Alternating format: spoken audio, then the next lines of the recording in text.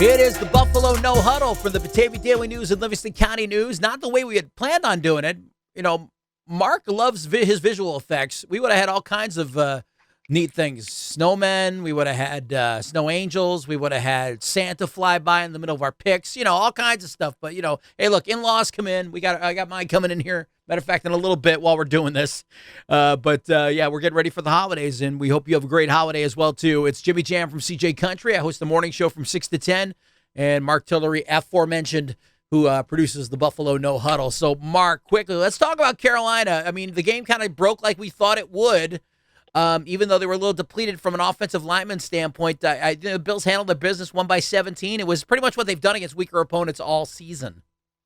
You know what? Cam Newton and the boys look good early. I mean, there's always going to be that little bit of worry in the first half. But, you know, Buffalo obviously picked themselves up. They played a heck of a game. I mean, the running game came alive. We still don't have a 100-yard rusher yet, but the running game came alive. And, man, Gabe Davis is a force, is he not? Him and Josh Allen have become new BFFs, and hopefully but Diggs made the Pro Bowl, so obviously he's not too mad about it. Well, yeah, Gabe is stepping into the role. We think he's going to take over full-time, being that kind of number 2 guy next year.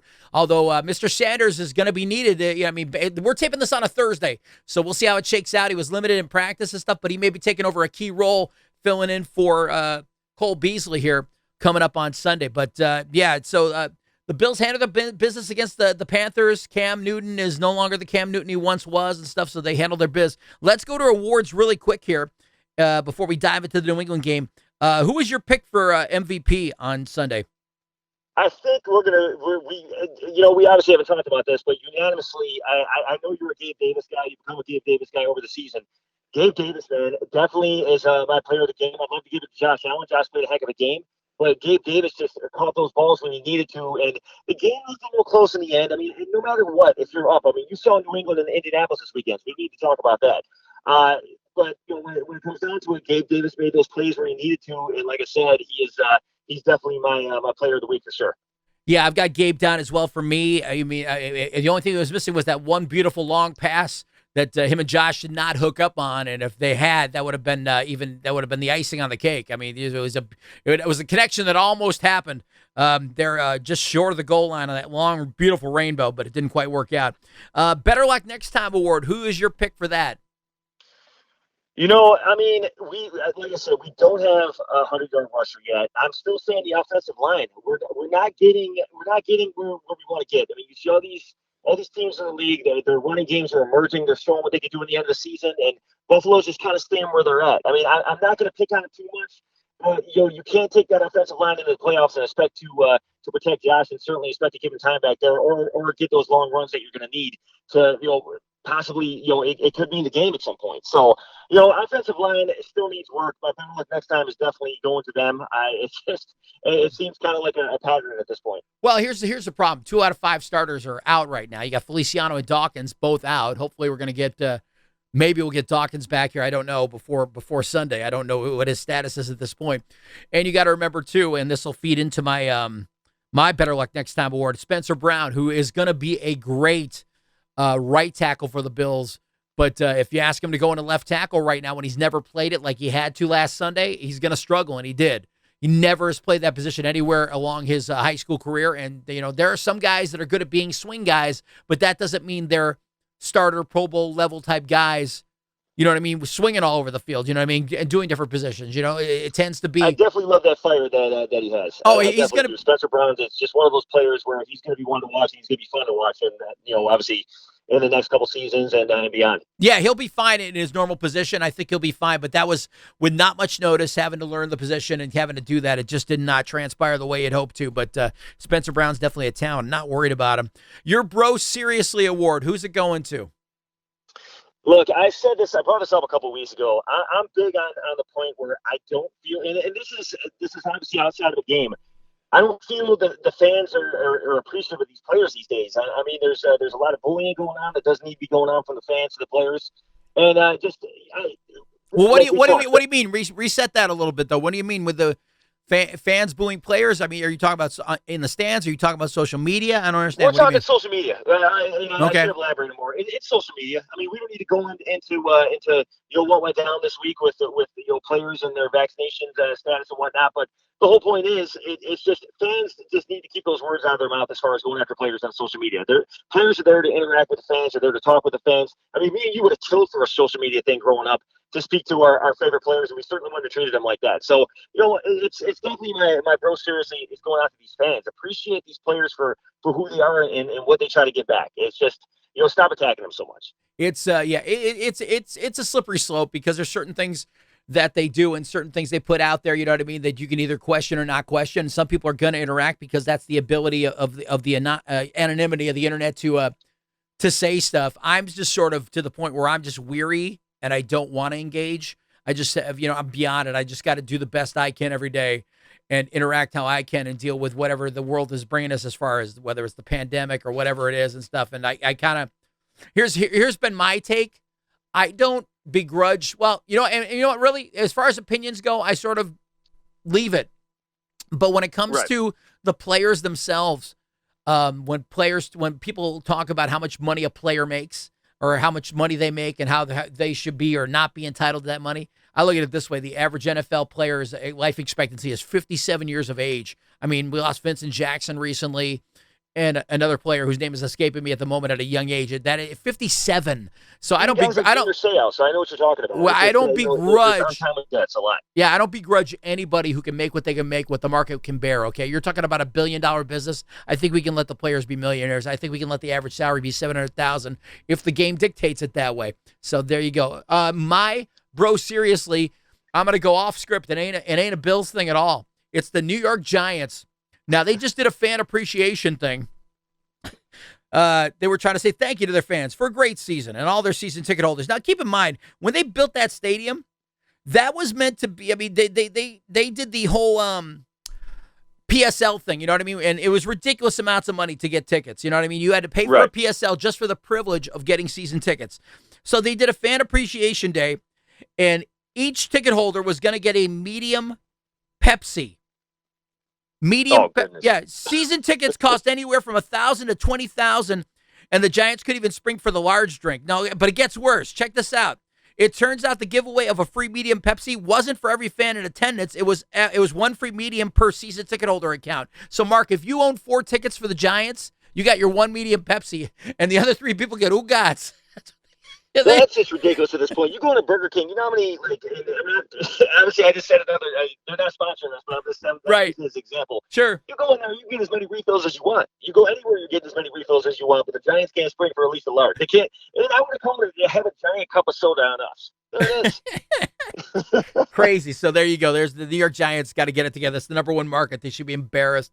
I know season ticket holders that got free jerseys at different points. I don't know if the pandemic has changed the bottom line for some of that stuff, and I would understand that in the last couple of years if that was the case. But I've gone to Bills games with you. I've gotten free towels. I've gotten free programs. I've gotten a lot of cool stuff. The Giants can't spring for that. I mean, I'm the Jets fan too right now. So let's talk about New England. Let's talk about this game. Here's my take on it. I feel like we didn't learn much of anything in the other game. I mean, look, the Patriots didn't throw because of the wind, and they ran it a lot, and the Bills had difficulty stopping it. Now, we know the Bills' problems among the offensive line and defensive line. The Patriots are just the better team offensively and defensively along those lines. And hopefully it's something the Bills can fix down the road. Having said that, I don't know that we learned very much from that Monday night game. I feel like there's a couple intangibles that can happen, but I honestly feel like that's a winnable game, although they're going to Foxboro to do it. I feel like that's a winnable game for Buffalo because I do think in many of cases, I mean, don't get me wrong, offensive and defensive lines are important, but I think from a personnel standpoint, you're still talking Buffalo's got the better quarterback at this point. Buffalo's got the better roster maybe at this point. Maybe they're close, but there's an opportunity for the Bills to take it. I'm not saying it's going to be easy, but I don't think we learned so much about that game because there were certain factors that weren't in play. It was a windy night. You know what I mean? And in the second half, finally we decided we're going to pass. And Josh, did the best he could to get in there. They just couldn't make it happen. I I feel like there's I watched Saturday. I had a chance to actually sit back and watch the Colts and Patriots game. Mhm. And obviously Buffalo doesn't have a line like Indianapolis does. Obviously Buffalo doesn't have a running back like Jonathan Taylor. But you saw a lot of flaws in New England's defense, and if Buffalo can review that tape of that game and try to come up with some type of scheme where they're running more, then you're going to open up plays for Josh Allen to run more, and it's just going to become that kind of game where Buffalo could blow it wide open. Mac is not. Mac, in my opinion, he can ball. And we could go back to Cam Newton going to New England. Bill Belichick can mold quarterbacks. Mac Jones has found a way to play ball a little bit. He's got some receivers that's starting to emerge, and they're doing new things. They did this against Indianapolis, a team that beat the living daylights out of Buffalo. And obviously weather was a factor that day, but weather could be a factor anytime. So you can't sit there and blame the weather all the time. But Indianapolis played that Colts team, and they came back in that game. Buffalo needs to go up early. Buffalo needs to play smash mouth football early. They need to run it down their throats early, and then give a little dose of Josh Allen and just keep the lead, because New England's one of those teams, no matter what, I don't care if there's 0 seconds left in the clock and 10 points ahead, they'll find a way to beat you. So I think Buffalo has a huge chance on Sunday. I'm not giving a score yet. I think they have a huge chance on Sunday to take the East, hopefully, and don't count Mac Jones out. Rattle that kid early because he's still a rookie. And just get that defense on him and get Josh Allen working and get that running game working in some way. And defense is not going to be a problem. Obviously, Buffalo's defense can step up and play the game, but I think you got to rattle a team like the Patriots early, and you need to go after them early, and you need to shut them down. You need to keep the lead, and you need to keep adding points. Otherwise, it's the same thing that happened in Indianapolis last Sunday. And like I said, Indianapolis is that team that beat the heck out of the Bills at home. So it's going to be a barn burner for sure, but Buffalo's definitely got to go up early. From a running standpoint, they've got to keep Harris and Stevenson in check for New England. The Bills have to do that. They can't let one of those long runs happen.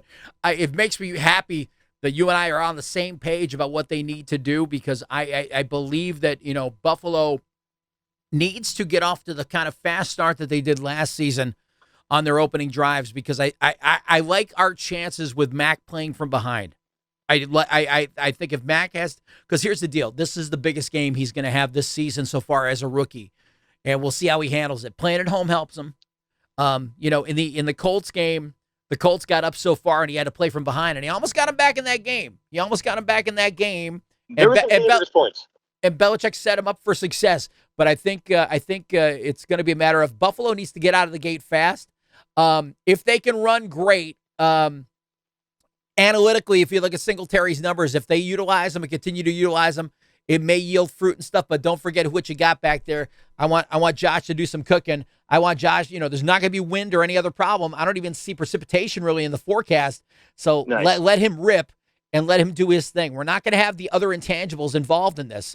And I like, get us in a track meet with New England right now. I'm not saying they won't ever be amazing and they won't get amazing wide receivers and build that roster up, because Bill's going to do that eventually. You know what I mean? He'll find a way to get to there eventually. Right. But right now, Mac's done what he's done with those receivers now, which is impressive. He's got a 94.6 passer rating, and his stats are eerily similar, maybe even a little bit better than Josh's first season. He's going to come along and be just fine. But right now, let's get in the track meet with you and see what happens. I like that, and I think Buffalo should set the pace. And if they set the pace, they can win this game. He's a decent quarterback. He's got a great coach, but he's not Josh Allen. Josh Allen is just that utility. I don't want to call him a utility player. I just want to call him a superstar out there, because he can run the ball. He can pass the ball. Leaves the game 2 weeks ago in a boot and goes back and just wins it against Carolina with no problems, no limping, no nothing. So Josh Allen's definitely a superhero out there, and he can play the game better than Mac. It's just Mac has that better coaching, and he has the Bill Belichick's definitely just a great mind out there. And that's the only thing that worries me is Belichick knows how to win a game. We know how to lose a game. All right. Well, I'll feel better about Sunday if we can get another healthy player back. But like I said, a good start would be to take over for Beasley, having Emmanuel Sanders back. That's something at least. I mean, he's up there in age. He's not gonna. I mean, I don't know that he's gonna get crazy separation like like he did at the start of the year. But maybe a couple weeks being out, maybe that served him well. Maybe he'll be fresh. I don't know. I hope so. I just miss Beasley in the slot, man. I miss him in the slot because against a team like New England, you're giving them a taste of their own medicine. And that's one thing I was looking forward to this season was Beasley going off on him. But like you put Sanders in that slot. It's going to be a game changer because again, it opens up for Davis down the field. It opens up for Diggs down the field.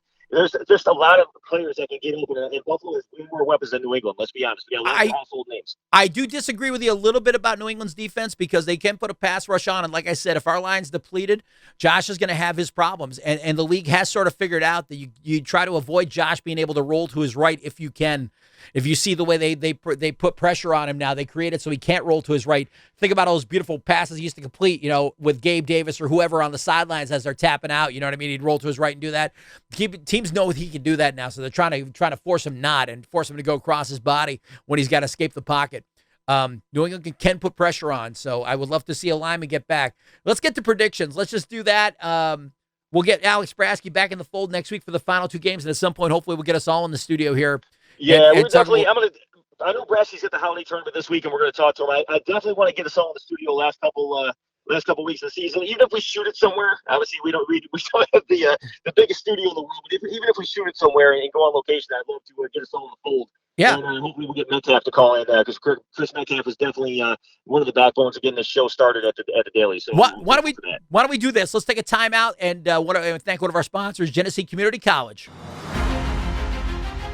Choose a school where the arts come alive, where science and technology thrive, to create something extraordinary.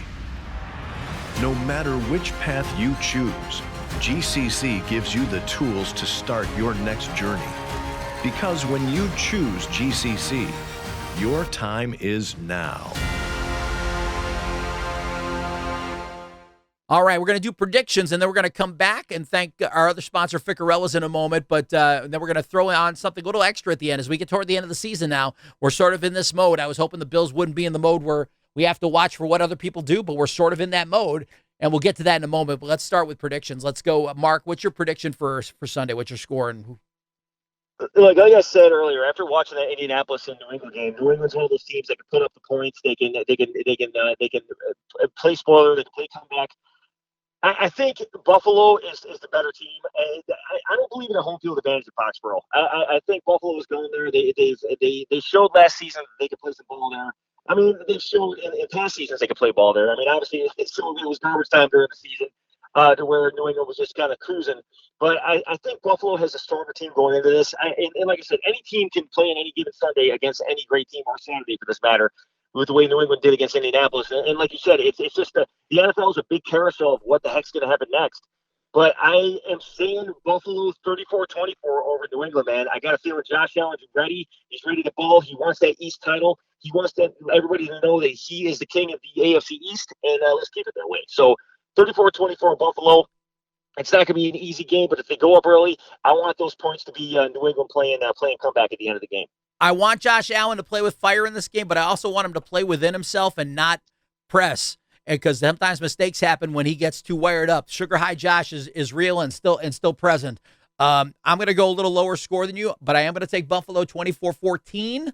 And part of me is doing that only because I can't deal with the alternative score. I can't do it if they lose. So maybe this is just me whistling in the graveyard, but I'm taking them 24-14 to handle their business because they have to. I mean, it's now or never, and they've got to do it.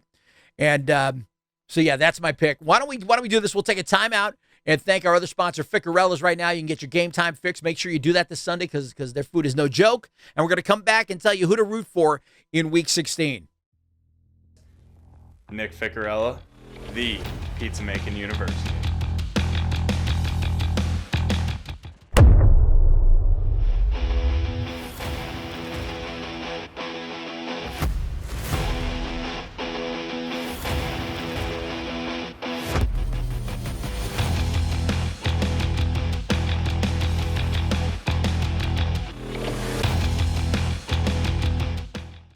All right, and we are back. And all right, so now we've come to this point of the season where I was hoping we wouldn't have to be watching. Okay, Buffalo's got to root for this, root for that. If they win Sunday, they keep controlling their destiny with games coming up against the Jets and the Falcons after this. So if they win those last three, it doesn't matter. They're division champions. But these are things that would help them optimally on Sunday. So if the graphic's up there, Mark, just to let everyone know, this is what you need to know for Week 16. Buffalo's got to beat the Patriots. Obviously, that would go a long way toward helping. It doesn't mean if these games don't all come this way, the Bills don't go anywhere. That's not true because everything's so compacted, but it would help if they handle their own case. The 49ers over the Titans for obvious reasons. All these ones, and there's a couple here you could look at and go, okay, you could go one or the other, but this is based on the fact of if you wanted Buffalo to win the division and get the highest seed possible. So 49ers over Titans. Green Bay beating Cleveland and beating them down once and for all. Thank you, Raiders, for what you did the other night. Cardinals over Colts. Texans over Chargers. The Ravens over the Bengals. You got a lot of teams sort of sitting in the same place. And killing off the Bengals would help right now, too, giving them another conference loss. The Steelers over the Chiefs, I don't know that that's going to happen per se, but hey, stranger things have happened because the NFL is drunk this year. The Broncos, Hey, Buffalo. the Buffalo, man. the Broncos over the Raiders, I'm not so sure about, too, because I don't know if they got Teddy or not for this week. I apologize for not following closer, but Teddy Bridgewater, you got hurt in that other, Yeah, it looks pretty bad, man. Hopefully everything's good with him, and if he does come back, hopefully it's still a good game. We need the Raiders beat them. And Saints over Dolphins. I mean, they are in the rearview mirror, and we've got the season sweep over them. But just from a seeding standpoint, and everything from a divisional standpoint, and everything, it's just better with the Saints win.